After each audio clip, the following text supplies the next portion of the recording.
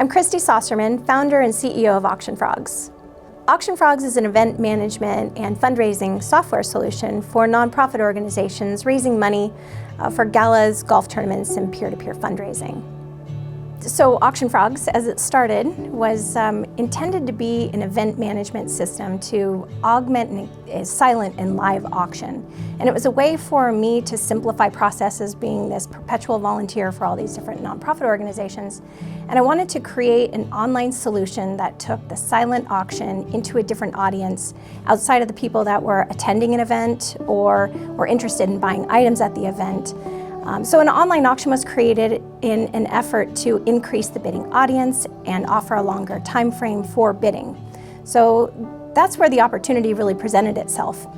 With creating the online platform allowed us to not only raise more money for the organization, but it opened up the doors for more event management administration. And ultimately, the environment that we created over the years, over the course of years, from 2007 when it first started, till about 2012 or so, it became an event management, check-in, check-out, invoicing, credit card processing, process administration for nonprofit organizations, which allowed them to streamline processes with checking guests in and out, assigning bid numbers, and ultimately gave reports that facilitated the big picture for that fundraiser, whether it was an online auction or a silent auction, a live auction, a paddle raise, everything relative to that gala. So an event fundraiser or a nonprofit organization could look at the administrative panel and see the entire picture of the fundraiser relative to the inventory, the guests attending, who bought what, the receipts, the outstanding payments, and it continued to grow above and beyond the 2012, where we really realized that opportunity to expand into more than just a gala. It became mobile bidding. Mobile bidding became golf tournaments. Golf tournaments became peer-to-peer fundraising. So prior to the pandemic in 2020, we were working with organizations across the globe, helping them facilitate fundraising events. When I came to work for Auction Frogs before 2020, I had, we were swamped with events and with online auctions. We serviced about 450 nonprofits a year. A good chunk of those online auctions, and then we did between 150 and 175 events every year. And then coming into 2020, January and February were pretty typical. March was pretty typical until about halfway through when, you know, the train wreck of COVID hit the world. And so we started to pivot back to our roots a little bit at that point in time. One of the things that was really cool for me to watch as a relatively new employee of Auction Frogs was to see what our roots were. It was fun to take a look back and to take our online auction software and start to enhance it in ways we hadn't had time to before. And we were able to make a lot of great upgrades in those last couple weeks of March and really prepare our nonprofit clients who are ready to make that pivot to virtual fundraising back into that, give them resources that made sense for what they were trying to do. Well, I think as for most organizations, you know, all of a sudden 2020 was busy as heck, and then the world just ended. And, you know, all of the things that were planned were just off the table because no one knew what to do. And then right after everything kind of shut down there in the middle of March of 2020, I get a call from my friend Christy Saucerman with Auction Frogs. And she's like, what do you think about hosting a virtual event? Okay, never done it before, hosted thousands of events in my life, but never a virtual event. As a small business in a relatively rural state, it's the clients we have outside the Idaho borders are really important to us from a virtual standpoint because they are mostly online auction clients. And we were concerned about, you know, those event clients in California and Florida and Colorado and Washington that have done events with us for years and years and years. They were going to have to cancel, and are we going to refund these packages? And all these money issues started to creep into our minds a little bit. And so Christy kind of came up with this idea, let's let's help them pivot so that they don't lose out on the money that they would have raised in that fundraiser. You know, I remember Christy and I had just finished an event for a group in Nampa the week before we started finding out about the lockdown in March of 2020, and said, hey, let's get together, let's talk about a couple of projects that she had in mind upcoming. She called me back probably just a few days later and said, hey, I've got this idea for virtual events. Can you help us broadcast those? And I said, yeah, absolutely. So we got together, we looked kind of at what the idea was and how we could fit all the elements of things that we were already doing together, but completely virtually. That was March 12th. So we spent the next 2 weeks going through the online auction platform, finding every bug we could, finding every little thing that we're like, wouldn't it be good if this was a thing? And our dev team went to work and just powered through the upgrades that needed to be done to make that system more user-friendly, and making sure that everyone who'd never used it before could still benefit from using it. The other thing that we did in that 2-week time period was talk on the phone a lot. We had so many client conversations because they were panicked. They didn't know what to do. They were concerned about, how do I continue to raise money for this organization? I still have employees to pay. I still have kids who need us. We have these obligations to our community. What are we going to do? It wasn't but a few days later that contacted one of our first organizations that was due to have an in-person event. And I had asked her if we could try out this idea that we had in mind about streaming live event, using our online auction platform as the fundraiser, but rather than having a live auction in the same way that they had an event before, put it into storytelling, create a narrative around the why, talk about the reason for fundraising, and let's put it on social media and share it with your parents and your friends of friends and alumni and students and teachers. And let's ask them to also spread the word and share this with their social networks and put it into motion, and let's see what can happen. So this was so early on in the mandated lockdowns that none of us really knew what that meant. We just knew everything was shutting down around us. At the same time, Christy was saying, hey, we want to do these events to help our clients that have lost their other ability to fundraise. And so we kind of thought, okay, let's figure out how to get together in the middle of everybody else shutting down and locking down and staying home. We were all scared. We didn't know what was going on.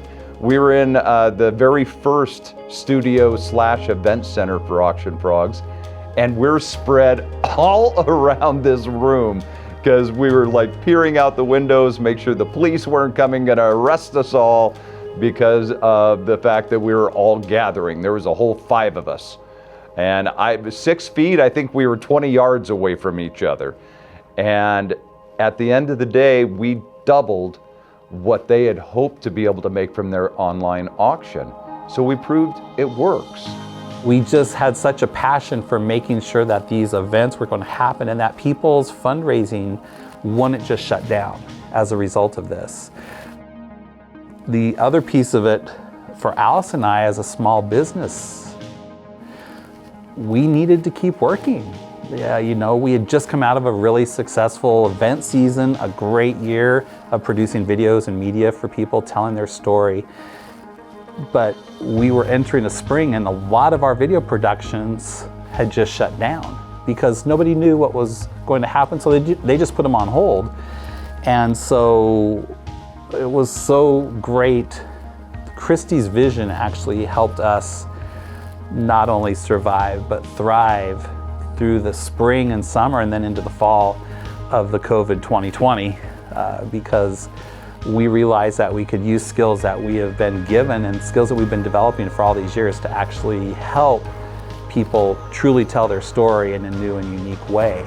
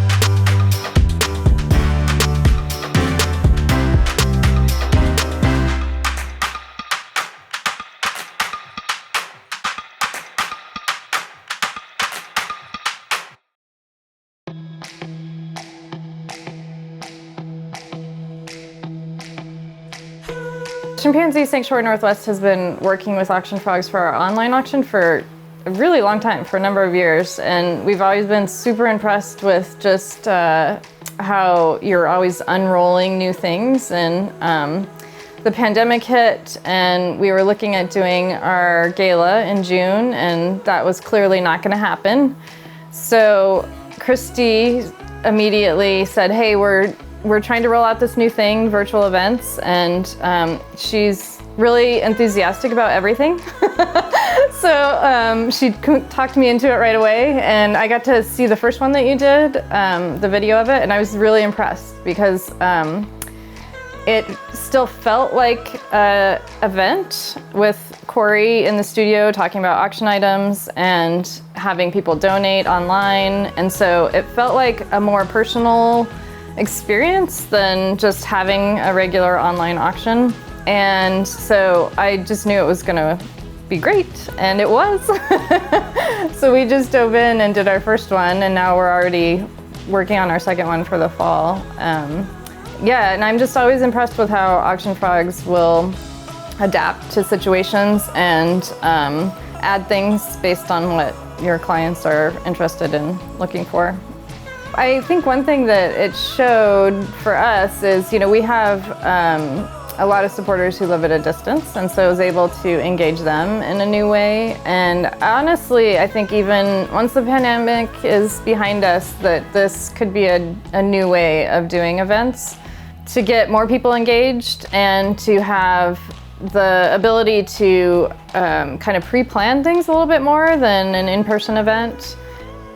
We actually exceeded what we were expecting for our first virtual event, and we set the bar really high for our second one because of what we saw was possible in that first one. So I really think that this is gonna be a new way of doing things even into the future. And anyone who's ever done an in-person event knows that they are wildly expensive to put on, and it costs a lot of money to, have the dinner and all the components and that have to come together kind of perfectly within a 2-hour period of time. So having a virtual event is totally different, just energetically, like being able to relax a little and think a little bit more about things, and not have to worry about all these small little details of an in-person event. But also the price is like drastically different, and so you're able to almost get the same feel but at a much lower price point. I really think Auction Frogs is doing a lot of things right from the beginning, and also really making it a personal experience. They really get to know the organization and our mission and the people who are involved, and it just feels a lot more intimate than just kind of the same thing over and over again. It's personalized to our organization.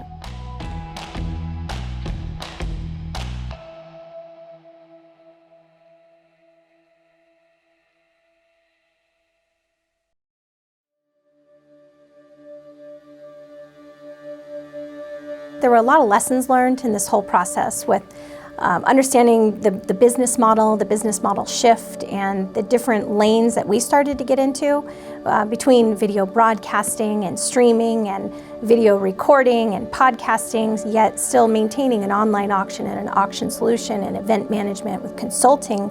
All of these pieces and parts, we stayed in our lane really well, and we did really well and maintained the personality and the culture of the company time and time again as we worked with these groups.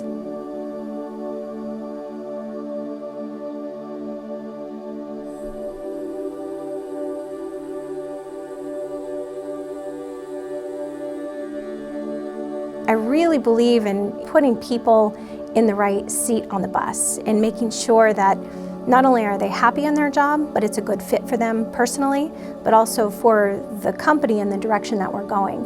So for me, as we started out in this virtual event, I was an integral part of that team to put this together, create the vision, create the team, create the story, the processes, working with the organizations, and getting the buy-in from the staff at the same time. Then once I was able to put Kayla in the position of our virtual event management production team, she took it and she was able to run, which allowed me to back off and focus on another part of the company. So for me, it's putting the right people in the right place and allowing them to do what they do really well. Melanie is another great example as our Chief Operating Officer. She was able to take meetings and staff, the communication, our processes, and there were a lot of processes that changed during this time, but putting her into that position of giving her the responsibility for communicating directly to the staff, taking the messaging and the vision and where I was at, and putting her into that position and giving her the power to make those decisions and run with it allowed me to step back again. So it was a new thing for everybody, right? And every single one that I did, I learned a little bit more.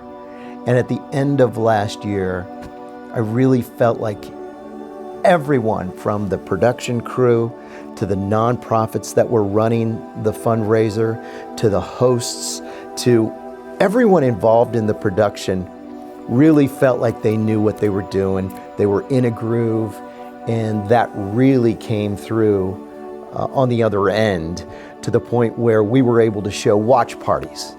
And we showed these groups that were at home in groups of 10 or 12 or 20, and they'd be watching the gala and throwing their arms up and blowing whistles and everything.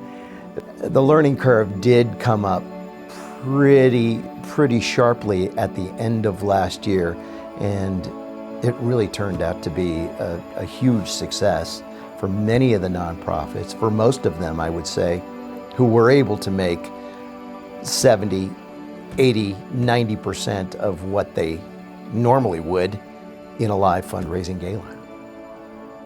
So the pivot part was, how do you turn your skills as an auctioneer into an entertaining host? But I do believe that the virtual event really helped a lot of organizations, a lot of nonprofits that knew they needed to raise money. They knew they needed to do it in this fiscal year for their budgets. And many of them were wonderfully amazed at the amount of money raised through the virtual element versus their attempts at doing live events. And I don't know that live events are for every nonprofit. I started with Auction Frogs 2 weeks before Idaho shut down. And so for a while there, I was sort of on hold, just waiting to figure out how I was going to settle into my new job as my job and company changed drastically. And what ended up happening was I got folded in with virtual events, and I got started with them right as they were picking up. We were first to market. We got out there and just started hustling and making it happen. And when I came in, it was picking up serious momentum.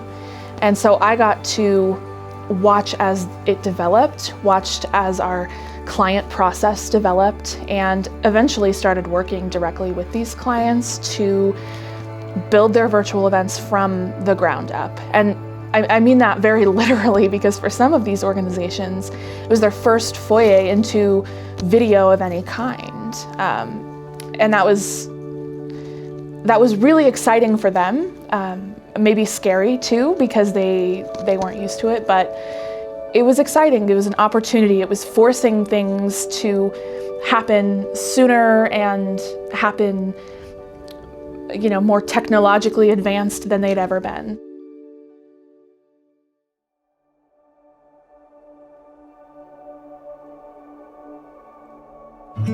So for the past almost 30 years, we've had in February Lunch for Literacy. It is our biggest fundraiser, and we've had it for the past number of years at Boise Center. In person, it's huge. About 1,000 people come. It's a wonderful community event. It's really fun. So then last year came, and we knew we needed to decide last summer whether or not we were going to have an in-person event. And sadly but not, I guess, we made the decision early we were going to just have a virtual event. And of course, we were clueless. We had no idea how to pull this off in a virtual way, none. So I started asking around some of my nonprofit colleagues of who they worked with. I used to work at Ronald McDonald House, and I knew that you had done their virtual auction. And so we reached out to Auction Frogs, and it was the best decision we made to have this virtual event because we needed hand-holding. We did not know what we were doing. We were scared to death. You know, it was a big deal to us, and we are a bunch of planners here. We like to be on top of things. We want control, and we felt out of control. So we reached out to our friends at Auction Frogs who gave us back some control, or made us feel like we had some control. It blew our minds. So we felt prepared, but we didn't know how our audience and our community of supporters would respond to a virtual event. And that was something we just had no idea of. We had high hopes. And I am very happy to say that we have a very deep community of supporters who care about this organization and have for a long time. And they pulled through in a big, big way. They tuned in from all over. I even think we had some people tuned in from Europe, which was very exciting. We had book clubs in Arizona who participated, people from all over, because they weren't limited, of course, by a room size. So they bid, they donated, and we had the most successful event that we have ever had. And one thing I hadn't considered is it provided opportunity for people who had disabilities, who could not participate in an auction that was on site because they could not get up and bid on items. And this allowed them, from the comfort of their own phone or computer, to participate in something that they otherwise would never participate in. I thought that was really cool, and I had never, ever considered that before. And I will also say that regardless, in-person, virtual, hybrid, our auction next year will be virtual.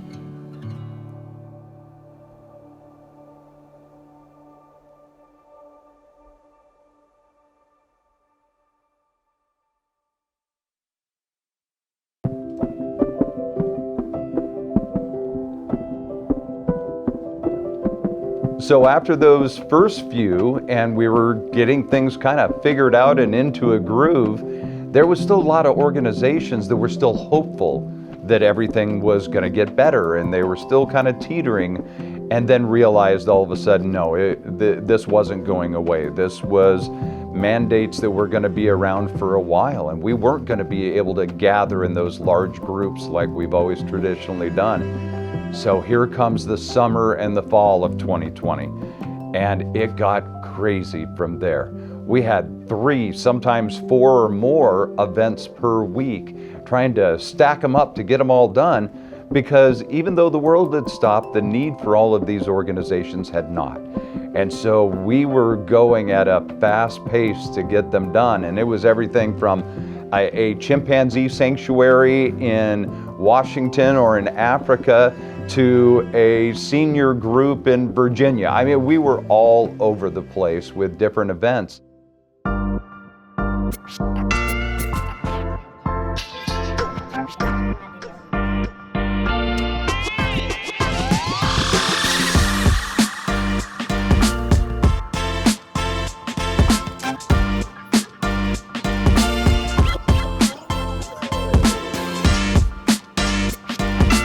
Why are you wearing a blanket?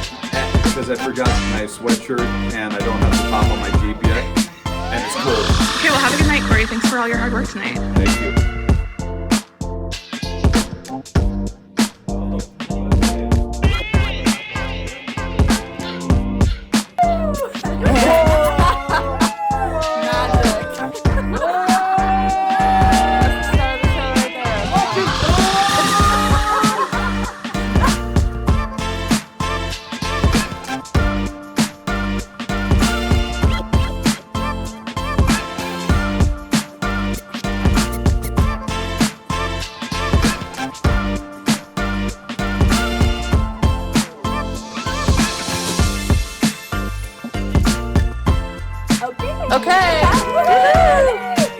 live September 24th. 2 virtual events back to back. Barely. Crazy work. Proof you can be in 2 places at one time. We made it happen.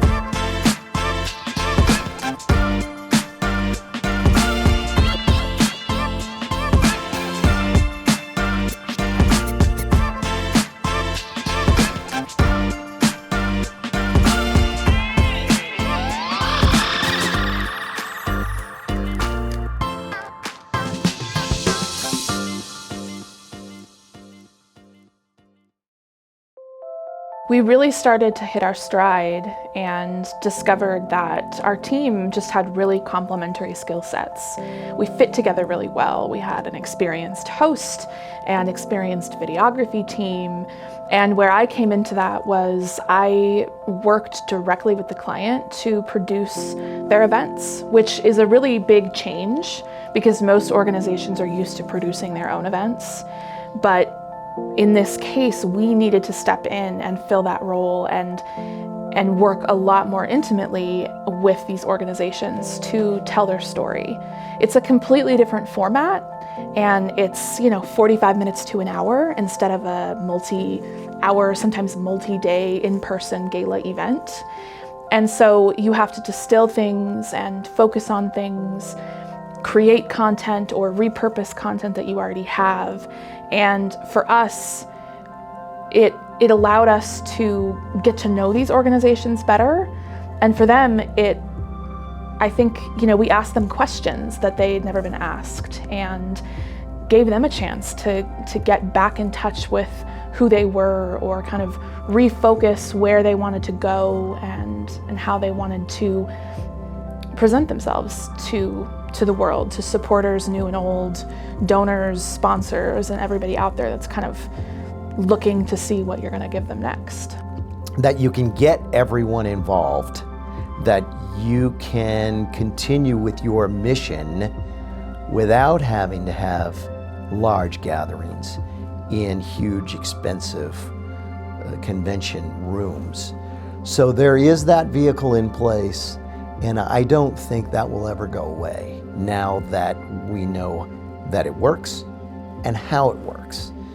And so by doing these virtual events, not only were they able to raise the same amount of money, if not more, but their expenses were down significantly. So the net return was massive for them, considering what they had to do. But the support of audiences using social media and just email alone and text messages and engaging people through this video in perpetuity with a call to action allowed people to not only tune in that night and watch something live broadcasted, but they were able to watch the recorded version from social media. So it was such an improvement from what they thought they were going to have.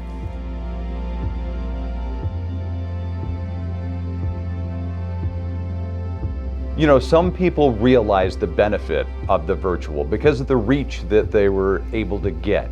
And so they were sticking with virtual, or maybe they were doing hybrids, or, with some of them, they're doing one virtual event and one live event during the year. And they saw the power that was given to them with a virtual event to be able to have people around the country, whether former alumni, people that cared about their cause that never could have been able to be there in a live setting, were still able to, be there, be a part of it, and ultimately to give to the cause. So that was important, and a lot of people saw that. I think virtual events and I think the hybrid model is going to have a long-term future because it's actually answering that question, is how do all generations get involved in supporting nonprofits and supporting those in need, of giving back And this venue of giving virtually is a perfect place for younger generations to be able to get involved and to start being givers and giving beyond themselves. And I think it's going to continue to grow in the future because of that. It opens it up to everybody. When we saw things start to stand still in January, we started talking about what the future of virtual events would look like, and it came down to a couple of things. One of those was hybrid events. Hybrid was something that had been talked a lot about in 2020, but we hadn't had the freedom to actually explore it until 2021. And there are so many cool, creative ways to do hybrid events in so many different scales and styles. And right now, I have clients doing 4-day events, and that's their hybrid model, or people doing events before their virtual event and incorporating footage from those events into a hybrid model. People doing broadcasts from their galas. There's just so many ways to do it, and it brings all of the benefits of the virtual event in with all the benefits of an in-person event. It really allows you to maximize on everything we learned in 2021 without losing everything that we had prior to 2021. And the other thing is, I think it really forced our clients to step back and look not just one event at a time or one gala a year, one golf tournament a year.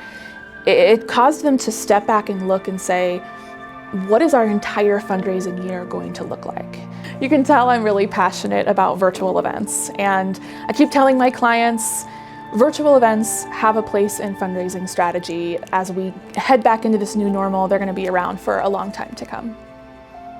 When you talk about the future, for me, I feel like sponsors are going to be expecting more from our nonprofits moving forward, even if they are doing hybrid or virtual events, or if they're just doing in-person events.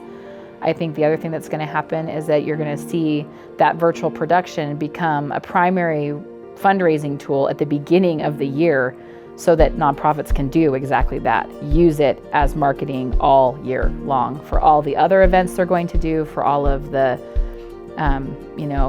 volunteer appreciation and all those kinds of things. They just have an opportunity to use it as a mouthpiece over and over and over again. And if the content is right, I think it fits really well into taking it apart and putting it into other marketing avenues for them. It's proven that it does work, and that people now have learned not only how to do it, but like it. It's really a better choice for them to do a virtual event, because they might not necessarily have the reach that they really need to create some sort of an awareness about their mission as a nonprofit. So I think they're here to stay. I think there's room for both. It's just another item on the shelf that gives nonprofits a choice. And nonprofits come in all shapes and sizes. So do fundraisers. 2020, the value of these virtual events was incredible. I think it provided so much more storytelling about the cause and who these organizations are, and opened up audiences that they never knew existed. And they were able to tell their story in a way that created a call to action and engaged more of a donor base than what they had ever seen before. I like the opportunity that we presented to them to be able to really open up their eyes to other ways to fundraise.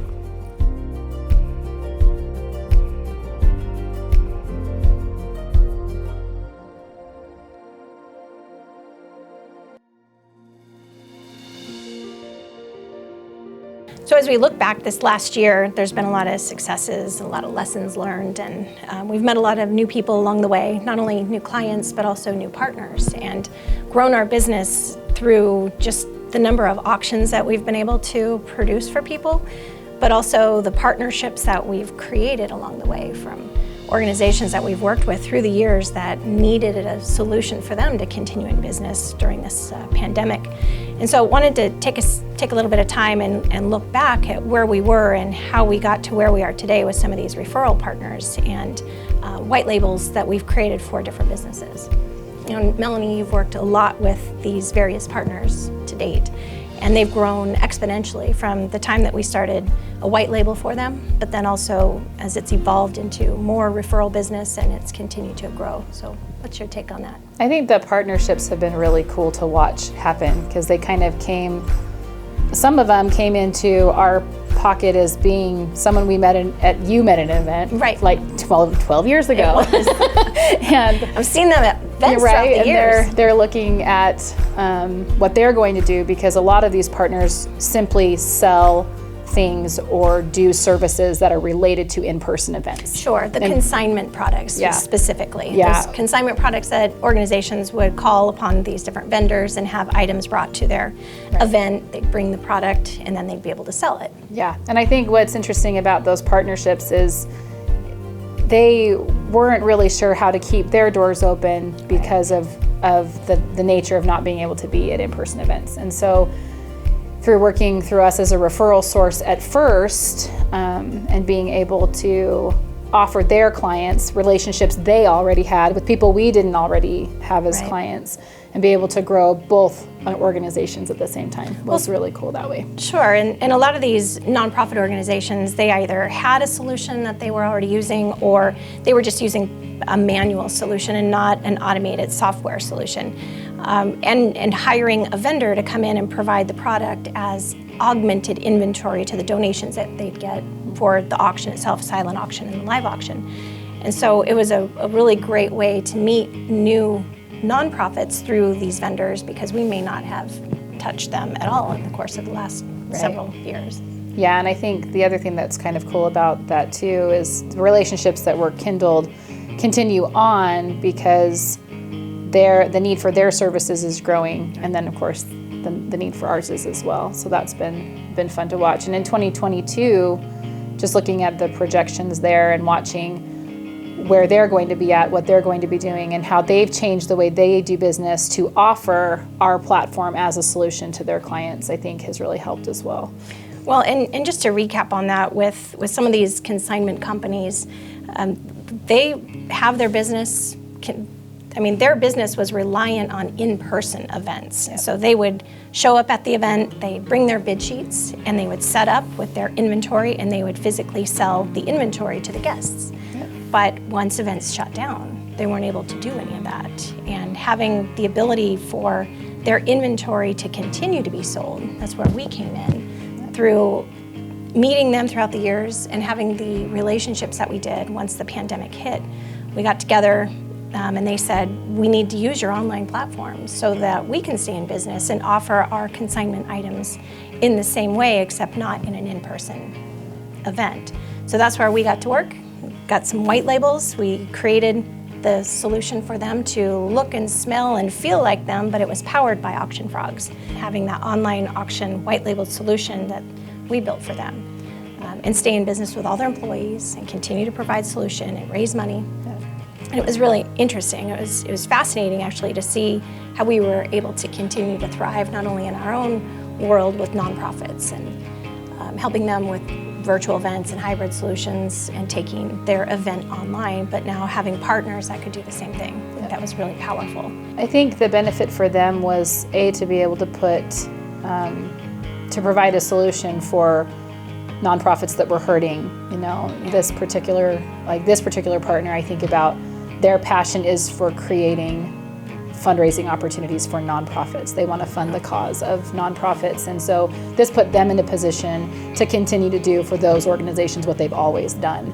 So it helped them fulfill their mission, but also helped others fulfill theirs, and I think that was a big takeaway for them. I think the other thing that they really have benefited from is just an understanding of how much bigger or broader they could take that range of services. What makes sense for them to keep in-house, what should they outsource to us, so that our partnership goes both ways. Their clients can utilize our staff, or our clients can utilize theirs. So that's just the give and take back and forth of those partnerships, I think, has been really beneficial.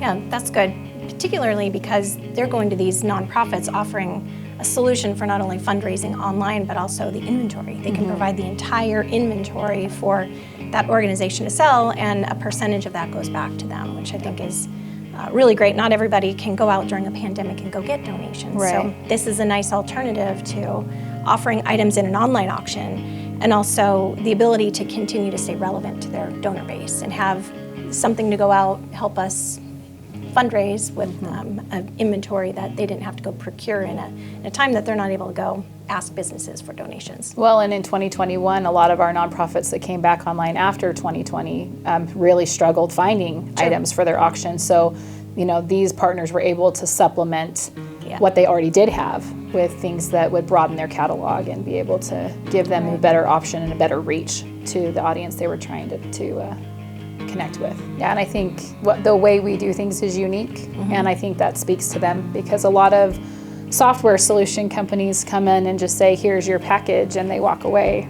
We do offer a broader scope of training options. They have videos, they have chat, they have all these things, but then they also have a person that they can call on the phone and talk to a real life person. So that because we do it that way, our partners experience that same level of support as our clients do. Right. And I think that's been beneficial to help them learn faster and with a better understanding of the whole picture, because they come in knowing a lot about what their part of this piece is and learning more about how they could do it differently or how we do it, and we learn from each other that way. I think the feedback from our partners this last year has been just invaluable because of the upgrades and things we've been able to change because of their suggestions and things, and that's been of great value to us, because the product just gets better with their feedback. And you just got back from Florida. So you just went to Florida, worked with the partner and that nonprofit and helping them to reshape that fundraiser, what it's been traditionally, and working with them in that capacity. How did it go? It went well. It went really well. There was a different way of doing things, because this was their first event having a mobile friendly auction.